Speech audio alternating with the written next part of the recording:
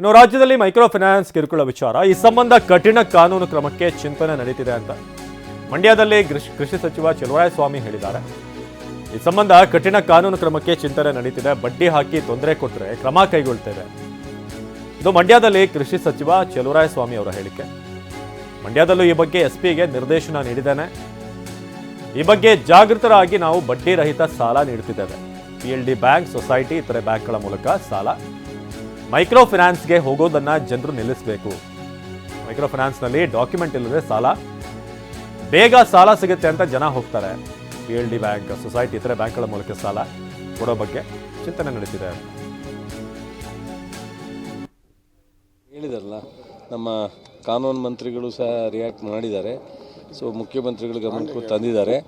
But ಯಾವುದೇ ಮುಲಾಜಿಲ್ದಲೇ ಕಠಿಣವಾದಂಥ ಕಾನೂನನ್ನು ತರಬೇಕು ಅನ್ನೋ ಒಂದು ಆಲೋಚನೆ ಮಾಡಾಗಿದೆ.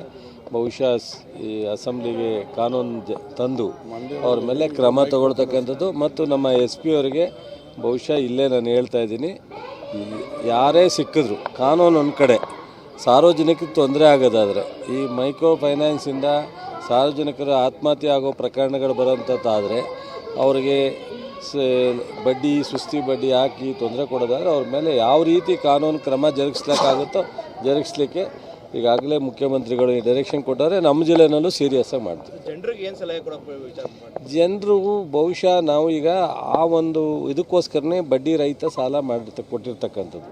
PLD ಬ್ಯಾಂಕ್ ಮೂಲಕ ಸಾಲ ತೊಗೋಬೋದು, ಸೊಸೈಟಿ ಮೂಲಕ ತೊಗೋಬೋದು, ಬೇರೆ ಕಮರ್ಷಿಯಲ್ ಬ್ಯಾಂಕ್ ಮೂಲಕ ತೊಗೊಂಡೋಗ್ಬೋದು. ಈ ಮೈಕ್ರೋ ಫೈನಾನ್ಸ್ಗೆ ಹೋಗ್ತಕ್ಕಂಥದ್ದನ್ನ ನಿಲ್ಲಿಸಬೇಕು ಅಂತೇಳಿ ನಾನು ನಮ್ಮ ಜನರಲ್ಲಿ ವಿನಂತಿ ಮಾಡ್ತಕ್ಕಂಥದ್ದು. ಜನರು ಈಗ ಇದಕ್ಕೆ ಏನಾಗುತ್ತೆ, ಸಡನ್ನಾಗಿ ಸಿಗುತ್ತೆ, ಡಾಕ್ಯುಮೆಂಟ್ಸ್ ಇಲ್ಲದಲ್ಲೇ ಸಿಗುತ್ತೆ, ದಾಖಲೆಗಳಿಲ್ಲ, ಬೇಕಿಲ್ಲ ಅಂತ ಹೋದಾಗ ಈ ಥರದ್ದೆಲ್ಲ ಅವರು ಒಂದಕ್ಕೆ ಡಬಲ್ ಬಡ್ಡಿ ಹಾಕ್ಕೊಂಡು ತೊಂದರೆ ಕೊಡೋಕ್ಕಾಗುತ್ತೆ. ನಮ್ಮ ಸಾರ್ವಜನಿಕರು ಇದನ್ನು ಎಂಟರ್ಟೈನ್ ಮಾಡಬಾರ್ದು.